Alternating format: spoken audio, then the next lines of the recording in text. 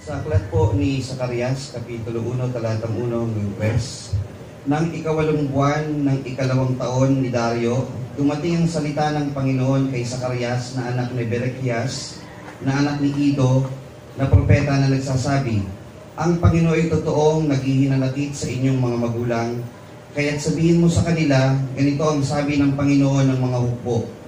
Manumbalik kayo sa akin, sabi ng Panginoon ng mga hukbo, at ako'y manunumbalik sa inyo, sabi ng Panginoon ng mga hukbo. Pagkapala po sa atin sa huling pagkarinig ng kanyang mga pananalangin. Good morning po mga kapatid.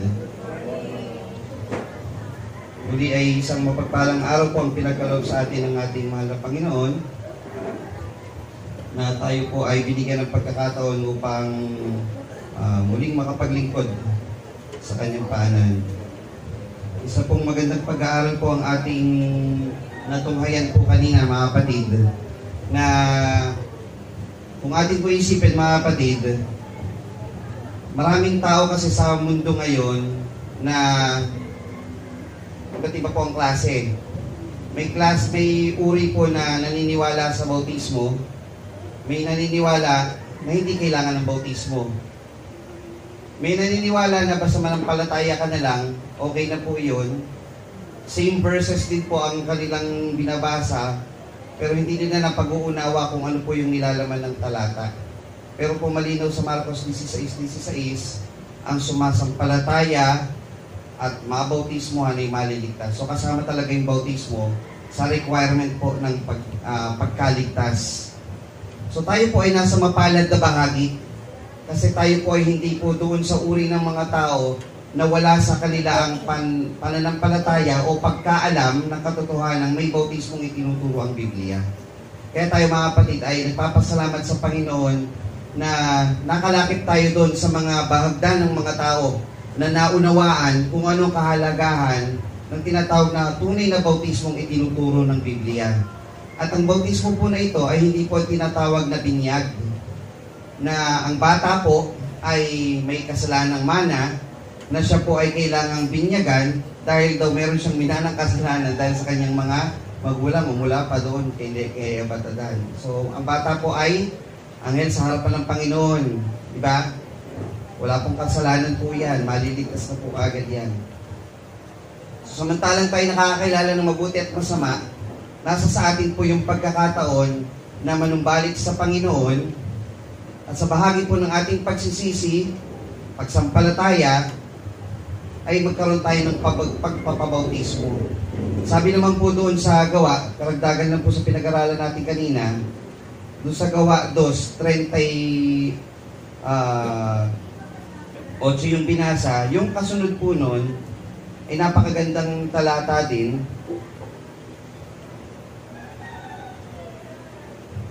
Sa 41, yung ngang nagsitanggap sa kanyang mga salita ay nangabautismuhan at napalagdag sa kanila ng araw na iyon ang 3,000 kaluluwa. Ito po i-take note nyo, 42. At sila'y nagsipanatiling matibay sa turo ng mga apostol, sa mga pagsasama-sama, sa pagpuputol-putol ng tinapay at sa pananalangin. Yung nabautismuhan daw mga kapatid, sila daw ay nagsipanatiling matibay. Hindi po yung nabautismuhan lang, okay na, ligtas na. Hindi po. Sila'y nagsipanatiling matibay. Ano po ang kanilang ginagawa? Kasama sila sa mga turo ng mga apostol, sa mga pagsasama-sama, o sa mga fellowship, sa mga gawain sa loob ng iglesia ng Panginoon. So pag nabautismo ka, dapat kasama ka ba sa mga gawain sa Panginoon? So ibig sabihin, pag hindi ka kasama doon, hindi mo naunawaan yung kahalagahan ng bautismo na tinanggap mo. Kasi ang bautismo, halakit nun, ikaw ay mananatiling matibay, ikaw ay sasama-sama o sa mga fellowship, sa mga pagpuputol-putol ng tinapay at sa mga pananalangin. Paano ka mananalangin kasama ng kapatid mo sa pananampalataya ay wala ka sa gawain? So kasama po yun sa tinanggap mong bautismo. Pwede, kapareho ka lang nila sa kabilang bahagi ng mga tao na iba ang pananampalatayang tinanggap, iba ang pagkaunawa nila sa tinatawag na bautismo. Malinaw po ba mga kapatid?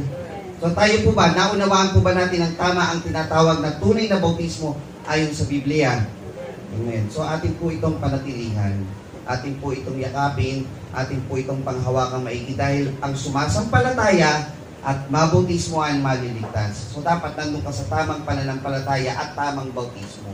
Nakalakip ng bautismo ang pananatili, pagsasama-sama, kasama ka sa pagpuputol-putol ng tinapay at kasama ka sa mga pananalangin. So mapalad ka kapatid dahil nandito ka sa paanan ng Panginoon at naglilingkod. Ngayon naman po mga kapatid ay ating tunghayan ang mensahe na ibalik po natin yung serye natin. Dahil nung nakaraang linggo, hindi po talaga ako yung schedule noon. Dahil po nahiram po ang ating Pastor Roland po doon sa Puray, no? Puray. Yan. Kaya nag-substitute po ako nung linggo, kaya naituro ko po yung paggawa naman ng mabuti. So hindi po yun kasama doon sa serye natin ng Minor Prophets. Ngayon balik po tayo, dalawa na lang po yung natitira, Zacarias at Malakias. Ating pong binasa sa Zacarias ang Kapitulo 1, 1 hanggang 3. Yung pamagat po ng ating mensahe po sa umagang ito, Aklat ni Zacarias. Ang tema po, mga aral sa Aklat ni Zacarias. Medyo kaiba po ang aklat na ito dahil sa inyo pong pagbabasa, kung may mga mahilig po dito magbasa mga kapatid, ang Zacarias po ay isa sa mga pinakamahirap na aklat po sa Minor Prophets. Ang katumbas po nito, Isaiah, Jeremias, Daniel, Ezekiel at Apokalipsis. Yan po yung magkakahaning ng mga aklat na halos pare-pareho po ang nilalaman. Excited po ang kapatid na rally natin dito Dahil meron po siyang nabasa tungkol dito na gusto niyang maintindihan kung anong nilalaman. Tama ba kapatid na rally? Malalaman mo ngayon. Sabi po dito, ng ikalawang buwan ng ikalawang taon ni Dario, ibig sabihin, ang setting po nito ay sa panahon ni Haring Dario. Sino po yung minor prophet na ating pinag-aralan na kasama rin o kasabay ng panahon na naghahari si Haring Dario? Si Propeta Hagay. So si Hagay at si Zacarias ay sabay na nagministeryo sa panahon na ang hari noon ay si Dario. Dumating ang salita ng Panginoon kay Zacarias na anak ni Berechias, na anak ni Ido na propeta nagsasabi, ang Panginoon ay totoong naghihinanakit sa inyong mga magulang. Masama daw ang loob ng Panginoon Diyos sa mga magulang o sa mga sinaunang tao ng Israel. Kaya sabihin mo sa kanila, so binilinan si Zacarias, na sabihin sa mga taga-Israel, ganito ang sabi ng Panginoon ng mga hukbo, manumbalik kayo sa akin, sabi ng Panginoon ng mga hukbo, at ako'y manunumbalik sa inyo, sabi ng Panginoon ng mga hukbo. So, dahil dito, makikita nyo na yung tema po ng ating mensahe. Manumbalik kayo sa Panginoon, at siya'y manunumbalik sa inyo. Maganda po bang mga pananalita, mga kapatid? Tignan natin ng konting balangkas. Ito po ay sulat, pamagat na aklat ni Zacarias. Sumulat po nito ay si Propeta Zacarias din. Sinulatan po niya yung Huda at ang Israel, kabuuan po ng bansa. 12 tribes. Ito po ay may 14 na kapitulo. Bagaman sabi natin ay minor prophet, 14 chapters po yan, pero categorize pa rin siya sa minor prophet dahil halos nandun lang din yung bahagdan ng kanyang pinag-aaralan o ng kanyang binabahagi sa kanyang pagsulat. Mga susing talataan po natin, hindi ko na po napalitan, pero yun din po yung binasa natin pagsambatayan kanina. Ito po yung tema. Ang pagbabalik, pagbiyaya at pagmamahal at pagpapatawad ng Diyos. At ang pangalawa nito, at ang mga propesiya sa una at ikalawang pagparito ng Diyos. So dito mga kapatid, makikita natin yung pagmamahal ng Diyos sa Israel at sa Huda, at sa ikalawang bahagi, yung mga propesiya sa kanyang una at ikalawang pagparito. Bilhin nyo, si Zacarias, hinulaan niya yung unang pagparito ng Panginoon, hinuhulaan niya rin yung ikalawang pagparito. Di ba yung ikalawang pagparito, yun yung hinihintay natin ngayon dito sa panahon natin? Hinulaan na ito ni Zacarias. Ibig sabihin, yung aklat na ito ay punong-puno ng mga propesiya na hindi pa nga nangyayari, pinoprophesize na, pinipredict niya na yung mangyayari pagkatapos ng mangyayari. Kasi yung mangyayari, darating daw ang Panginoon. Kasi di pa naman nagkakatawang tao ang Panginoong Isus dito Pinipredict na ni Zacarias. Hindi pa man namamatay ang Panginoong Isus Kristo, dahil hindi pa siya pinapanganak sa kanyang pagkakatawang tao, hinuhulaan agad niya yung ikalawang pagparito. So hinuhulaan niya yung mangyayari at mangyayari pagkatapos ng mangyayari. Ang galing ng pagkakasulat. Tingnan natin mamaya po ang nilalaman. Sa atin pong mga minor prophet, lahat po ng naka-color white po ay natapos na natin. Kasunod po ng Hagay, yung Zacarias. Sila po ay sabay na nag-administer. Yan. Tapos papanghuli na natin yung Malakias. Konting kaalaman po, o dagdag kaalaman muna bago natin talakayin. Yung Sekaria, sa English, sa Tagalog, Sakarias. At sa Hebreo po nito ay Zekaria. Zekaria. Ang ibig sabihin niya, ng Zekaria is God, na ang spelling po ninyo ganito, hindi natin paano basahin. God has remembered. O sa madaling salita, God remembers. Ang Diyos ay nakakaalala. Kasi mga kapatid, ang Israel, sila po kasi ay naging captive, naging bahagi ng captivity sa Babylonia within 70 years. So Israel, 70 years na nagiging alipin ng Babylonia, ang mga tao, sabi ng Panginoon, ililigtas tayo, ang tagal naman. Sabi ng Panginoon, darating siya. Sabi ng Panginoon, palalayain tayo. Nalimutan na yata tayo ng Panginoon. Ganun ang ng Israel. So sumulat si Sakarias, at the same time, yung pangalan na rin niya, yung nagsasabi kung ano ang tugon ng Panginoon. Hindi, naaalala kayo ng Panginoon. Naalala ng Panginoon ang kanyang pangako na kayo ay palalayain o ililigtas. Yun po yun. 70 years.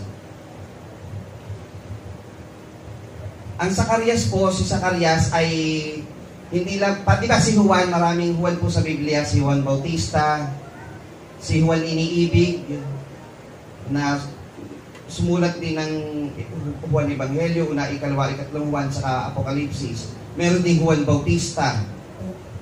Meron din Juan Marcos. Ang dami pong Juan. Yung Sakarias, meron po siyang nasa 33 na individual na magkakapangalan sa Biblia. Talagang common name po yan. Sa Pilipinas, ang common name, Juan, John, Pedro. Pedro, konti na nga lang ngayon eh. Sa Pilipinas, anong pinaka-common na pangalan ngayon? Jose, Lucas, Lito, diba? Toto, Mark, yan, marami po yan eh. Pero ito, Sakarias, common name yan eh. So pag nakabasa kayo sa Sakarias, hindi si Sakarias agad yan na ganito. Aralin nyo kung sinong Sakarias yun. Diba? So nasa 33 yan, ang dami-dami po niyan. Si Sakarias ay nagministeryo sa panahon na kasabayan niya si Hagay na propeta. Ang gobernador po nun, si Zerubbabel, ang hari ay si Dario. Si Josue o Joshua, siya naman yung high priest o yung tinatawag na ibang Josue po ito hindi ito yung Josue na pumalit kay Moises. Ibang Josue naman po ito. Siya yung high priest o yung dakilang saserdote ng panahon na yon, yung nag-a-administer sa templo ng Panginoon. Sila po ay magkasama nung panahon na pinalaya na po ang Israel mula sa 70 years ng pagkalipin sa Babylonia. Nung sila nagbalik na, di ba naalala nyo, nung tinatayo na yung templo, si Hagay, ini-encourage niya na lakasan niyo yung loob, itayo natin muli ang templo ng Panginoon. Yan. Kasabay din po niya doon si Sakarias. Habang tinatayo yung templo, sila po yung magkakasama. So, hindi lang po nakasulat kung ilan pang propeta ang nandoon, pero dalawa po yung pinangalanan. Nasa Ezra 5:1-2. Ang sabi po doon, ang mga propeta nga na si Hageo o si Hagay, at si Sakarias na anak ni Ido ay nanghula sa mga Hudyo na nasa Huda at Jerusalem sa pangalan ng Diyos ng Israel. Nagsipanghula sila sa kanila. Nang magkagoy bumangon si Zerubbabel na anak ni Setiel at ni Jesua. Jesua is Joshua o Josue na anak ni Josadak. Kasi si Josue na pumalit kay Moises, Josue na anak ni Nun. Ito, Josue na anak ni Josadak. At pinasimulang itayo ang bahay ng Diyos na nasa Jerusalem, kasama nila ang propeta ng Diyos na nagsisitulong sa kanila. So, yun po yung dagdag kaalaman po na sila magkasabay, si Sakarias at si Hagay. Ngayon, sabi po dito sa Sakarias 4:6, nung itinatayo na yung templo, nung magkasama si Hagay, si Sakarias, si Haring Dario, Zerubbabel, paano natin itatayo? Lahat tayo galing sa pagkaalipin, wala tayong lakas, wala tayong kasanayan. Mahihirapan tayo itayo ang templo. Ano ang sagot ni Sakarias sa kanila? Nang magkagay sumagot at nagsalita sa akin na nagsasabi, itong sinilita ng Panginoon kay Zerubbabel na sinasabi, hindi sa pamagitan ng kalakasan, ni ng kapangyarihan, kundi sa pamagitan ng Espiritu. Sabi ng Panginoon na mahupo. Paano daw maitatayo ang templo? Sa English nun, not by might, not by power, but by spirit. May kanta po yan eh. Not by strength, not by power, but by the Spirit of God. O yan. So doon po galing yung kanta na yun. Sa 4:6 ng Zacarias.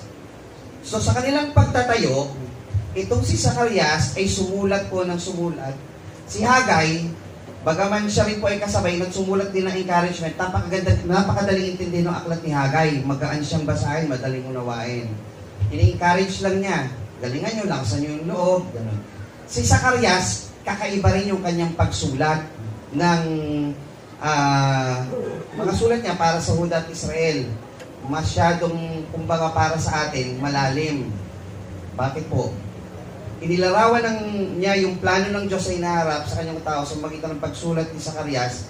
Meron itong tinatawag na 8 pangitain, mga mensahe, at mga propesiya. Ganyan yung paraan niya ng pagsulat. Ano po yung 8 pangitain ng paraan ng pagsulat ni Zacarias? Tingnan niyo po ito. Ang 8 pangitain. Mga mangangabayo sa gitna ng mga puno ng myrtle o myrto. Yung mga verse po dito, chapter, verse, hanggang ganyan. Parang mix eh. Mangangabayo sa gitna ng mga puno ng myrto. Yung 1, meron pong 4 na mangangabayo. Yung isang mangangabayo, meron nakasakay sa kabayong mapula. At meron 3 kabayo sa likod niya, isang mapula, isang speckled o yung alazan o speckled ano yun eh. Batik, speckled, mabatik, at isang puti. So, 4 na kabayo, isa lang doon nasasakyan. 2 mapula, isang puti, at isang may batik. Pangalawa, 4 na sungay at 4 na manggagawa o 4 na panday. Makakita siya ng ganon, itong si Zacarias.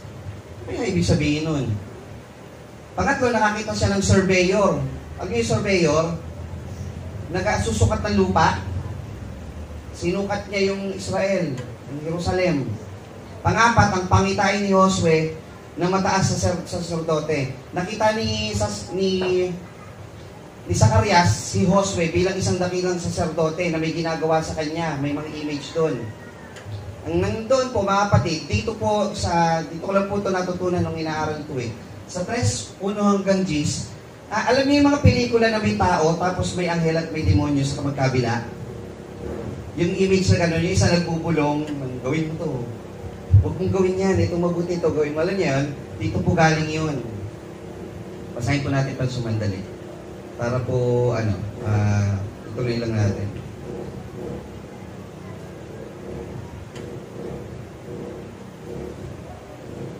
At ipinakita sa akin si Josue na Pangulong Saserdote na nakatayo sa harap ng anghel ng Panginoon at si Satanas na nakatayo sa kanyang kanan upang maging kanyang kaaway.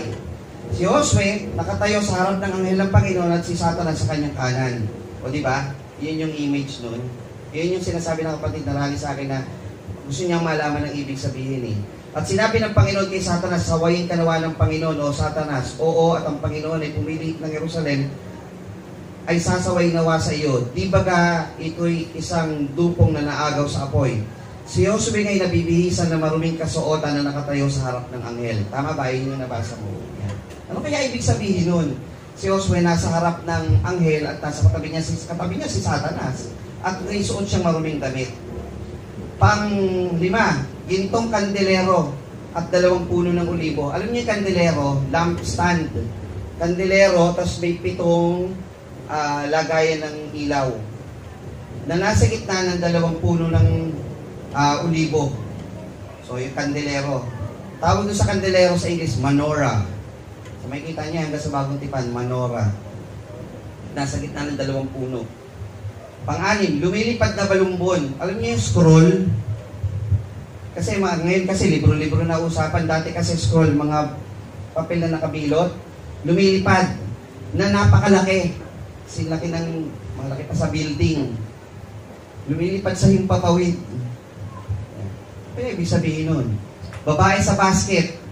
May basket, tapos lumilipad, sa loob ng basket may babae. Tapos binumpas na dalawang babaeng may pakpak, hinawakan sa magkabila yung basket at inilipad. Ano ibig sabihin nun? Tapos may 4 na karo o 4 na mga ngabayo na may karwahe, parang gano'n. Ano ibig sabihin nun? Para madaling maintindihan niya, mga kapatid, ginawan ko ng color coding. Etong una at ang huli, halos pareho po yan. Yung 4 na mga ngabayo, ang ibig sabihin po niyan, yan yung mga inutusan ng Panginoon upang for the record po, iba po ito sa 4 horsemen of the apocalypse. Hindi po yan yun. Yung 4 na mga kabayo, yun po inutusan ng Panginoon upang tignan yung buong mundo o buong lupa at nag-report sila sa Panginoon ng sabi, tiwasay tahimik ang lupa. Yan, sila po yung pinaikot lang. Ito po, number 7 at number 2, halos pareho lang din po ang sinasabi. Ang ibig sabihin po nito, hindi po namin nabasahin kasi masyado pong mahaba. Ang ibig sabihin po nito, yung kasamaan ng Israel. Kasi po, sa sobrang sama ng Israel, pinakita po dito na yung 4 na sungay nakakalat. Ipinangalat ang Israel sa sobrang yung kasamaan. At yung mga manggagawa, yung mga panday, yun pa yung mga nanakot sa Israel upang sila'y mangalat. Yung babae naman sa basket, nangangahulugan yung babae, isinilid, inilayo ng Panginoon sa Israel, dinala sa Babylonia. Yung, ibig sabihin yung kasalanan, kung ito yung Jerusalem, nilagay yung babae sa basket, inalis sa Jerusalem. Tinanggal yung kasalanan sa Jerusalem. Yung dalawang blue naman, lumilipad na balumbon, saka yung surveyor. Yung surveyor, sinukat yung bansa ng Jerusalem o yung Israel. Kasi may pangako ang Panginoon na gagawa siya ng panibagong Jerusalem. So sinukat, ito yung magiging batayan niya kung paano niya gagawin yung kanyang yung pagsusukat sa Jerusalem. Yung lumilipad na balumbon, doon naman nakasulat kung ano yung mga kasamaang ginagawa ng Israel. Kumbaga, sa Daniel ang sabi, tinimbang ka, ngunit ikay nasumpungang kulang. Nakalista doon, eto na yung mga kasalanan mo, sinukat na ng Panginoon yung mga kasalanan mo, nakalista na rito, ganun kalaki. Yung roll, yung papel na lumilipad, ganun kalaki yung kasalanan. Sinukat na ng Panginoon at kay nasumpungang kulang. Etong dalawang medyo red, pangitain ni Josue. Si Josue ay nagiging isang representasyon o simboliko na siya yung Israel. Na yung Israel ay nasa gitna ng kabutihan at ng kasamaan. Satanas at yung anghel. Na si Josue bilang Israel ay may suot na damit na marumi. Pagkatapos ito, tinanggal yung damit niyang marumi at pinagsuot siya ng panibagong damit na malinis. Ibig sabihin, ang Israel ay lilinisin ng Panginoon. Yun yung ibig sabihin nun. Na sinaway ng Panginoon si Satanas, si Josue sinuotan ng panibagong damit, gaya ng pinag-aralan natin kanina, ang sino mang tumanggap sa Panginoon ay mabautismuhan ay magbibihis ng panibagong pagkatao. Natatandaan niyo kanina? Yan. Yung gintong kandelero naman at 2 puno ng olibo, halos pareho rin po nito. Yung 2 puno, nangangahulugan po yun si Josue naman at si Zorobabel.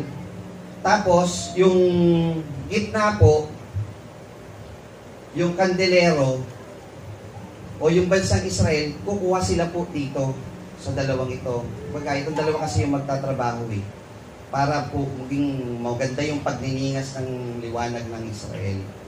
So, dito po kukuha po yun.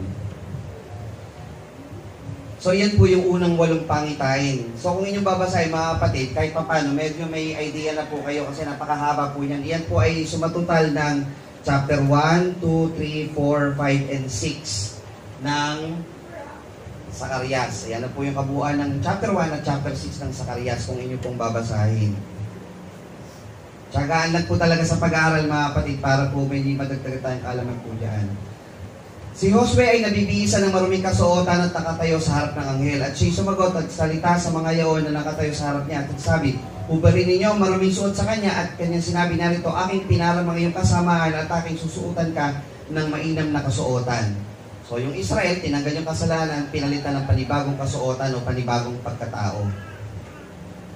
3:7, ganito ang sabi ng Panginoon ng mga hukbo, kung ikaw ay lalakad sa aking mga daan, at kung iyong ingatan ng aking bili, iyong nga rin hahatulan ng aking bayan, at iyong ring ingatan ng aking mga looban, at bibigyan kita ng kalalagyan sa gitna ng mga ito na nakaharap.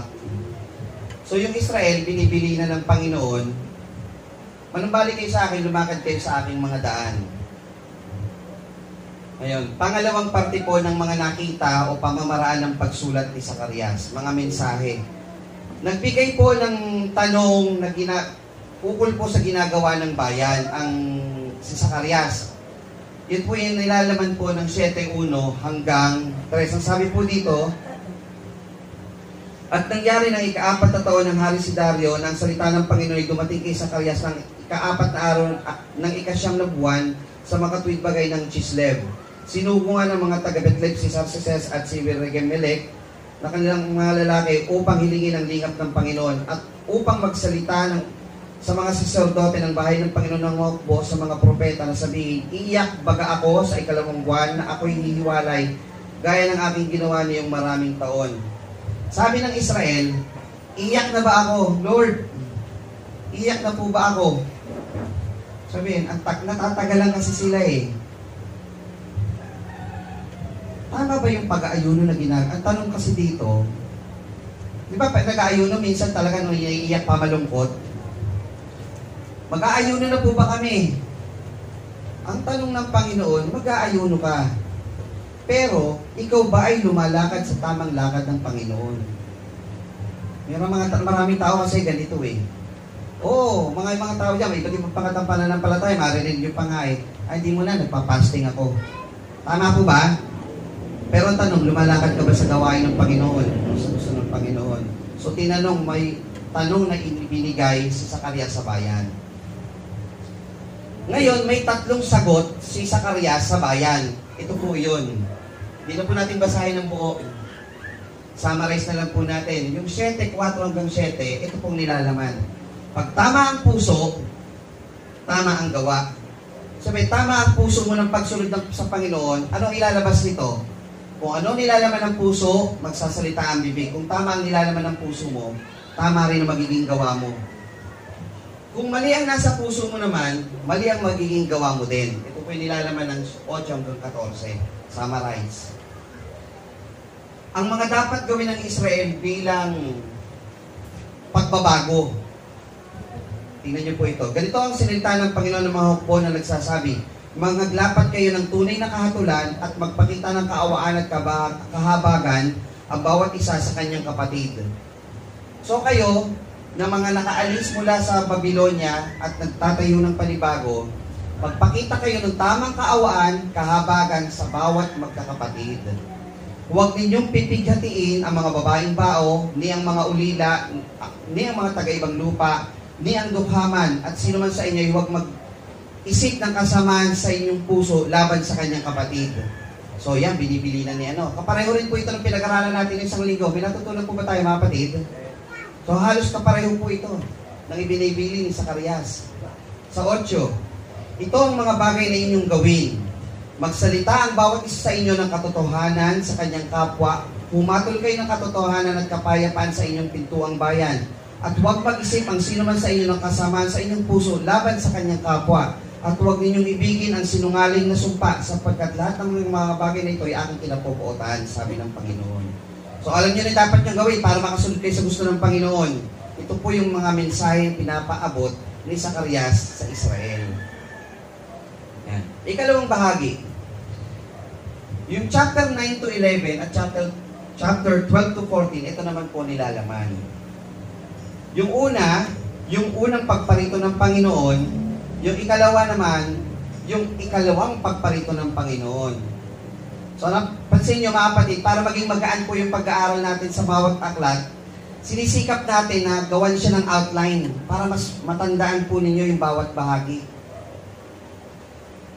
Mga propesiya sa unang pagparito ng Panginoon. Sa Zacarias 3:6, sabi po dito, pagparito ng Mesiyas bilang isang sanga.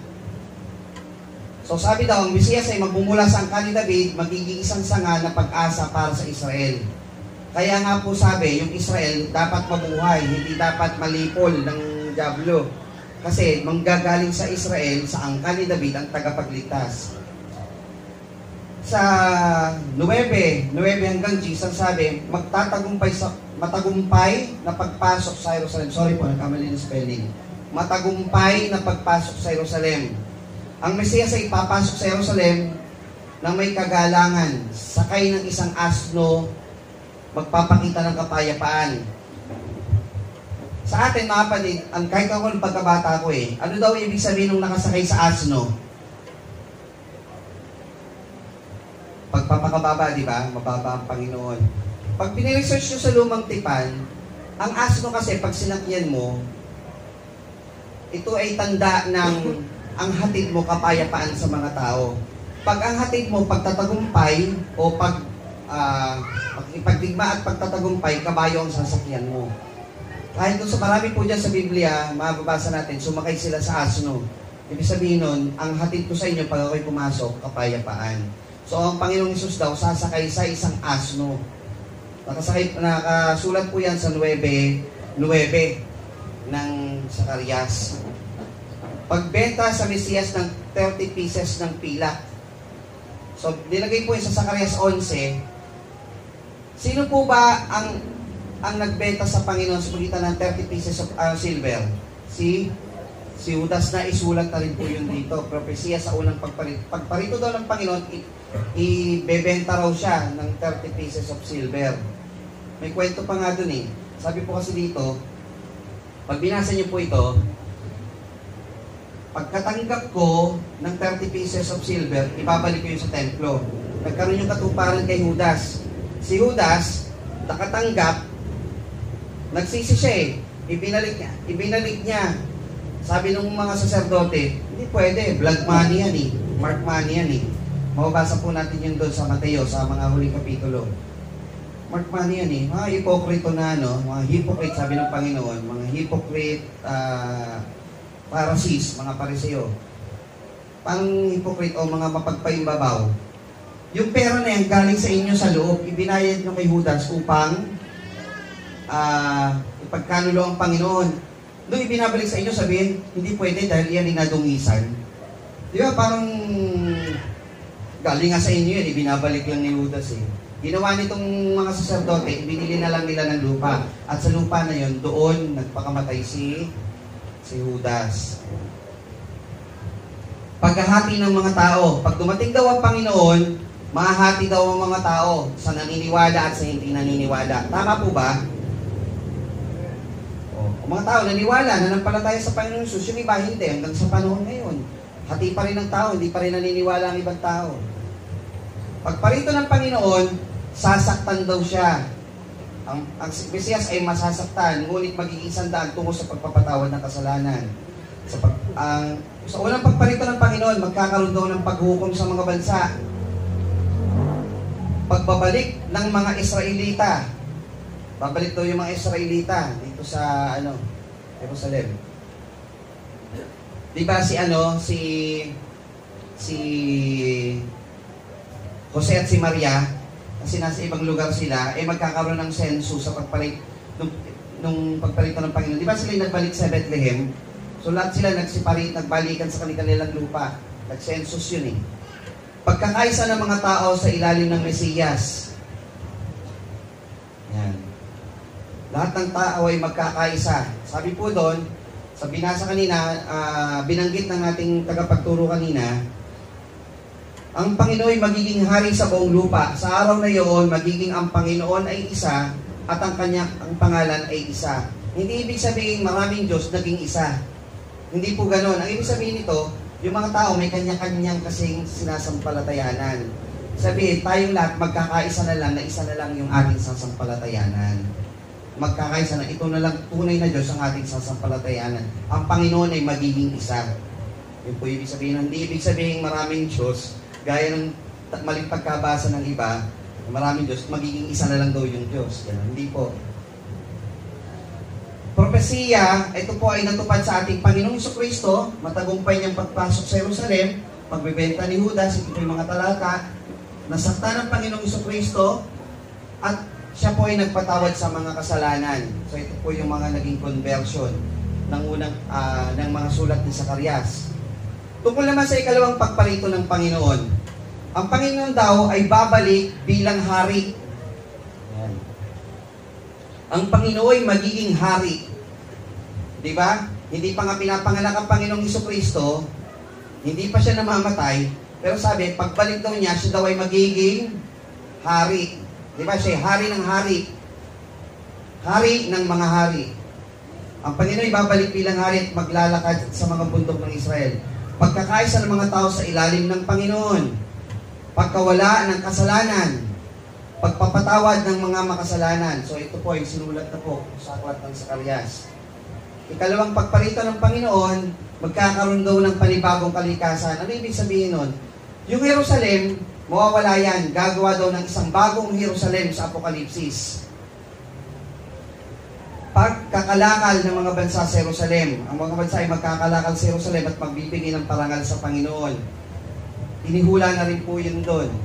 Pagwawakas ng digmaan. Di ba ang mga digmaan ay palatandaan na darating na yung wakas ng Panginoon, yung paghukom?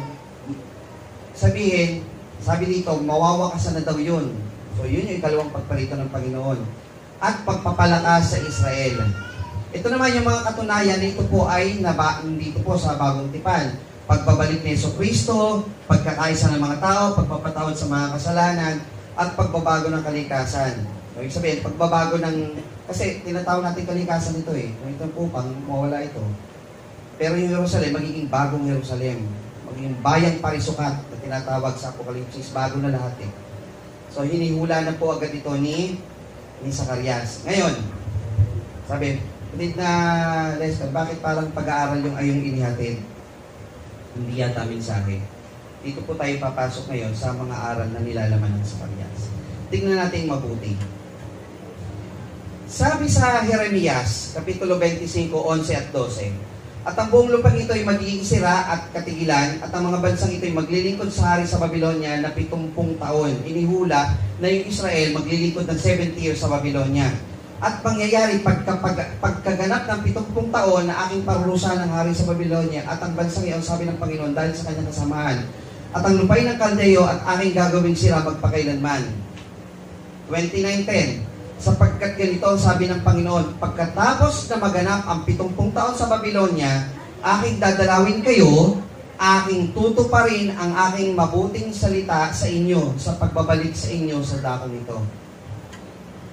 Inihula ng Panginoon, kahit kayo mapaalipin ng 70 years pagkatapos niyan, babalik ang Panginoon. Dadalawin niya kayo, tutuparin niya ang kanyang salita. Balikan natin yung ibig sabihin ng Zacarias. God remembers. Kayo mga kapatid, nakaramdam ba kayo ng hirap sa buhay natin ngayon? Minsan, di ba, talagang hindi naman tao tayo eh. Hindi naman tayo robot eh. O hindi naman tayo alaga eh. Kasi maalaga natin, kahit anong gawin mo dyan, hindi naman magre-reklamo talaga yan na ano eh. O go, well ka. May magaganyan. Tayo, mga tao nakakaramdam talaga. Pero kayo mga kapatid, umaasa ba na ang Panginoon darating sa ating buhay? Kayo ba umaasa na ang Panginoon, sinabi niya sa kanyang pangako, ang magtiis hanggang wakas ay siyang maliligtas? Kayo ba ay naniniwala, sumasampalataya, na ang Panginoon, sabi niya, walang hatol sa mga nasa Panginoong Hesus? Kung mananatili ka, walang hatol sa iyo. Kayo ba'y sumasampalataya? Nang sabi ng Panginoon, ang lahat ng sa kanya'y magsitanggap ay pinagkalooban niya na tawaging mga anak ng Diyos, at ang kanyang anak ay kanyang kakasamahin sa kanyang kinaroroonan, mga kapatid. Nananampalataya kayo? Nananampalataya ba kayo, mga kapatid? Na pagkatapos ng lahat ng hirap natin sa buhay na ito, ay hindi natin ito maikukumpara sa kaluwalhatiang ipapatanaw sa atin ng Panginoon sa ikalawang buhay? Kayo ba ay sumasampalataya na ang mga luha natin sa panahon ngayon ay papahirin ng ating Panginoong Hesus pagdating natin sa buhay na walang hanggan? Kayo ba ay sumasampalataya na anumang pagod, anumang gutom, anumang sakit, anumang pakiramdam na masama sa inyong katawan sa panahon ngayon ay papawi ng Panginoon pagdating natin sa Kanya, sa Kanyang pagparito? Dapat sumasampalataya tayo, mga kapatid, kasi God remembers. Tandaan niyo, mga kapatid. Ang Panginoon ay nakakaalala at siya'y tutupad sa Kanyang mga salita sapagkat nasusulat, tapat ang nangako. Kapag hindi mo pinanghawakan ng salita ng Panginoon at pangako niya sa iyo, manghihina ka. Titigil ka sa pananampalataya, manglalamig ka, Pero pag ang Panginoon at ang pangako ng Panginoon ay nasa iyo, lagi mong sasabihin, God remembers. Ang Panginoon ay nakakaalala sa kanyang salita. Sabi niya po rito, aking dadalawin kayo at aking tutuparin ang aking mabuting salita sa inyo sa pagbabalik sa inyo sa dakong ito. 29:10 po ng Jeremias. Hebreo 6:10, sapagkat ang Diyos ay hindi liko upang limutin ang inyong gawa at ang pag-ibig na inyong ipinakita sa kanyang pangalan sa inyong paglilingkod sa mga banal hanggang ngayon nagsisipaglingkod kayo. Pansinin natin talatang ito mga kapatid, himayin natin. Sapagkat ang Diyos ay hindi liko. Kung ang tao nakalilimot sa kanyang pangako, ang Diyos hindi. Kung ang tao hindi tutupad, hindi na niya nalilimutan, pero hindi niya tutuparin. Pero ang Diyos hindi ganun. Hindi siya makalilimot at ang Diyos ay tutupad sa kanyang pangako. Upang limutin ang inyong mga gawa. Kayo po ba may ginagawa mga kapatid? Baka sabihin ng Panginoon, hindi ako nakalilimot, wala ka talagang ginawa. Yun ang masakit doon. Pero pag ikay may ginawa, sabi ng Panginoon, hindi ko malilimutan ang iyong mabuting gawa. At ang pag-ibig na inyong ipinakita sa kanyang pangalan, gaano mo iniibig ang Panginoon? Mga kapatid, gaano mo kamahal ang Panginoon? Paano nyo susukatin ang pag-ibig nyo sa Panginoon? Tandaan natin mga kapatid, huwag nyo susubukan ng Panginoon. Dahil ang Panginoon, nakikita tayo. Sa inyong paglilingkod sa mga banal, sabihin, paglilingkod sa mga banal, inyo rin bang pinaglilingkuran ang kapwa nyo anak ng Diyos, ang inyong kapwa kapatid sa pananampalataya, yung mga banal. Paglilingkod sa mga banal. Kayo po yun mga kapatid. At hanggang ngayon, ito yung isa sa mga pinakamagandang parte nito. At hanggang ngayon, nagsisipaglingkod kayo. Ano ibig sabihin ng hanggang ngayon nagsisipaglingkod? We continuously serve. Continue tayong naglilingkod. Hindi naglingkod na kami nung panahon na yun, okay na yun. Tama po ba? Hanggang ngayon, naglilingkod kayo. Ibig sabihin, hindi ko nagawa mo na yun noon, okay na yun. Hindi po. Hindi na naman malilimutan ng Panginoon yung ginawa ko noon eh. Okay na yun, hindi po. Hanggang ngayon, naglilingkod kayo. Ang Diyos nakikita kayo hanggang ngayon. Hanggang sa present ng inyong paglilingkod. Dati naman, dumadalo kami, okay na yun. Sipag ko nga dati eh. Dati kami nga pa nga, namumuna sa tanging bilang dyan eh. Nga lang, hanggang doon na lang yun. Ang sabi, hanggang ngayon, naglilingkod kayo. Ibig sabihin, presently, you continually serve the Lord. Nagsiserve ka pa rin sa Panginoon. Kaya nga mga kapatid, kung minamahal kayo, magsitatag, huwag makilos na laging sumasagana sa gawa ng Panginoon. Yamang nalalaman ninyo na hindi walang kabuluhan ang inyong gawa sa Panginoon. Ibig sabihin mga kapatid, kung si Zacarias sumusulat sa Israel, itayo natin ang templo, itayo natin muli ang bayan ng Panginoon na nabagsak dahil naging ito ay sinalakay, tayo binagsak. Tayo ay naging alipin na Babylonia. Pagbalik natin, wasak yan, itatayo natin. Bawat maliliit na bagay na ating itulog sa pagtatayo ng templo, nakikita ng Panginoon yun. Gayon din sa panahon ngayon, mga kapatid. Sabi kanina na ating tagapagturo, iba-iba po tayo ng ministeryo. Yung iba man, hindi po marunong magkarpintero, hindi man marunong mag-welding, yung iba naman marunong maglinis. Tama po ba? Yung iba, hindi man magaling umawit, pero maawit pa rin. Yung iba, hindi man makapagturo, pero nagiging tagapag-akay. Pero isa ang sigurado doon, kailangan ikaw ay sama-sama sa mga fellowship, sa pagpuputol-putol ng tinapay at sa pananalangin. Dapat kasama ka doon. Dahil sabi po dito, sumasagana sa bawat gawa ng Panginoon. Kasama ka dapat doon. Sa pagtatayo nila, noong panahon na yun, at sa ating pagtatayo ng pananampalataya natin, na maipakita natin sa Panginoon, Lord, We are building our strong faith with you. Diba? Palatayan natin sa Panginoon, panatilihin natin itong matatag. Huwag makilos. Yamang nalalaman ninyo na hindi walang kabuluhan ang inyong gawa sa Panginoon. Gano'n man kaliit yan na itinutulong mo sa iglesia ng Panginoon sa pagpapatatag ng kanyang banal na katawan, yan ay magandang gawa sa harap ng Panginoon. Yan po ay hindi nalilimutan ng Panginoon at yan ay hindi walang kabuluhan kundi credit mo yan sa ating mahal na Panginoon. Hindi mo na kailangan hanapin ang iyong sarili dyan, kundi impluwensyahan mo na lang yung iba na magsigawa din ng ayon sa kagustuhan ng Panginoon. Tingnan niyo po sa Zacarias 1:12, balikan lang natin yung isang talata. Nang magkagay ang anghel ng Panginoon ay sumagot na nagsabi, O Panginoon ng mga hukbo, hanggang kailan mawawalan ka ng habag sa Jerusalem at sa mga bayan ng Huda laban sa iyong kinagalitan nitong 70 taon? Yan, so nagtatanong yung mga tao, Panginoon. Ang tanong kasi nila, dahil ang Panginoon nangako, paparito ang Panginoon sa atin. Ang tanong nila, hanggang kailan kami maghihintay? Alam niyo mga kapatid, dapat ang tanong baliktad. Alam niyo dapat ang tanong, dito po tayo pansamantalang magtatapos. Ang tanong, ikaw, handa ka na ba na sulubungin ng Panginoong Diyos sa kanyang muling pagpalit? Yun yung tanong. Hindi yung kailan po ikaw darating, Panginoon. Hindi yun eh. Ang tanong, handa ka ba sa pagparito ng Panginoon? Yan ang tanong. Kasi pag ang tanong, petsa, doon ka lang maghahanda. Pero pag ang tanong, ikaw ba mismo handa? Nasa iyo na ba ang pananampalataya? Nasa iyo na ba ang mabubuting gawa? Nasa iyo na ba ang katibayan ng pananalig mo sa Panginoon at pag-ibig mo sa kanyang pangalan? Handa ka na bang salubungin ang ating mahal na Panginoon? Dahil kung hindi pa, ito po ang ating huling talata na babasahin.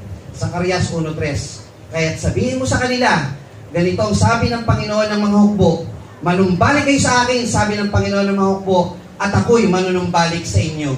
Kung hindi ka pa handa, manumbalik ka sa Panginoon. At kung nandito ka, manatili ka sa pananampalatayang tinanggap mo sa ating mahal na Panginoon. At ito po ang nilalaman ng aklat ng Zacarias. Tinuturo po natin ang mahal na Panginoon. Muli, isang magandang umaga po sa inyong lahat. Purihin ang Panginoon sa ating muling pagkarinig ng kanyang mga banal na salita. Tayo po'y magsitindig, awitin po natin ang tinapay.